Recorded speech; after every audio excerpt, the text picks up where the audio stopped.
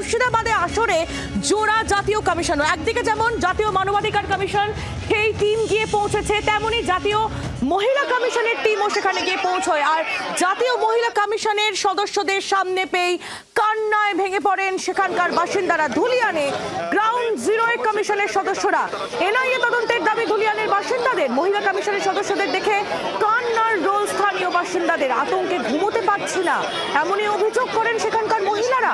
স্থানীয় মহিলাদের পাশে থাকার আশ্বাস দিয়েছেন জাতীয় মহিলা কমিশনের সদস্যরা।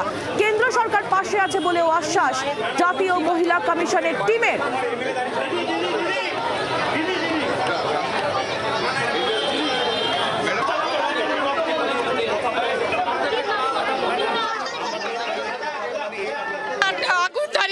সাইড থেকে পাশে বাড়িতে আগুন যাচ্ছে, আমরা বাড়ি থেকে না বেরালে বাড়ি থেকে না বেরালে বাঁচতাম না। আমার স্বামীকে ট্রেনে বের করেছি, দোকান থেকে হসপিটালে ভর্তি করেছি।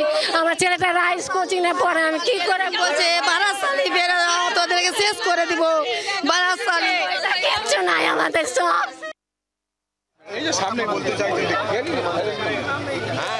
এটা শুধু একটা গ্রামের ছবি, এটা বেদবোনা গ্রাম।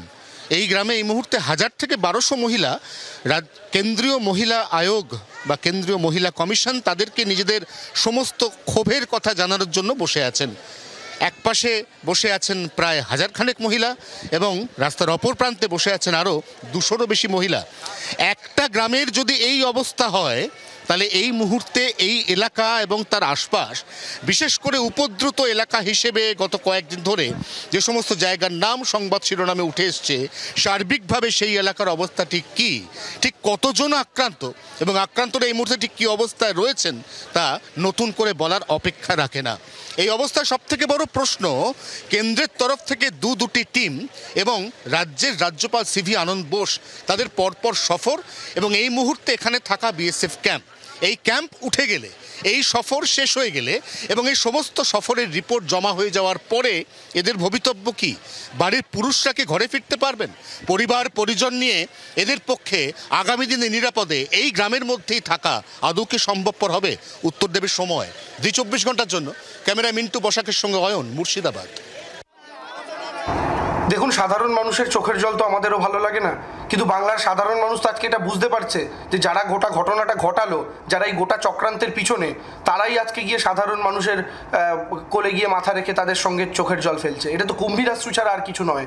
কারণ এই গোটা ঘটনার পেছনে তো বিএসএফ এর বর্ডার খুলে ওপার অন্য দেশ থেকে দুষ্কৃতী ঢোকানো বা ভিন রাজ্য থেকে দুষ্কৃতী ঢোকানো, ঢুকিয়ে তাদেরকে দিয়ে গোটা হামলাটা পরিচালনা করা, এটা তো এর পেছনে রয়েছে। কারণ আপনি প্রত্যেকে জানি, সাধারণ মানুষ প্রত্যেকে একটা কথা বলেছেন যে আমরা যারা হামলা চালিয়েছে তাদের কাউকে চিনি না, তারা কেউ লোকাল লোকই নন। যাওয়া তো উচিত। গোটা দেশের এই ঘটনা গোটা দেশে নাড়া দিয়ে দিয়েছে, গোটা মানব সমাজকে নাড়া দিয়ে দিয়েছে। যে পশ্চিমবঙ্গ তৈরি হয়েছিল বাঙালি হিন্দুদের জন্য, সেই পশ্চিমবঙ্গে যদি বাঙালি হিন্দুদেরকে যদি উদ্বাস্ত হতে হয়, বাড়িঘর ছেড়ে পালাতে হয়। ন্যাশনাল হিউম্যান রাইটস কমিশন এসেছে, আমি ধন্যবাদ জানাবো তাদেরকে। ন্যাশনাল মহিলা কমিশন এসেছে, তাদেরকে ধন্যবাদ জানাবো এবং তাদেরকে বলবো যে আপনাদের সাংবিধানিক যে অধিকার আছে সেই অধিকারকে ব্যবহার করে কড়া পদক্ষেপ নিন এই প্রশাসনের। বাংলার আওয়াজ, বাঙালির আবেগ, জি 24 ঘন্টা।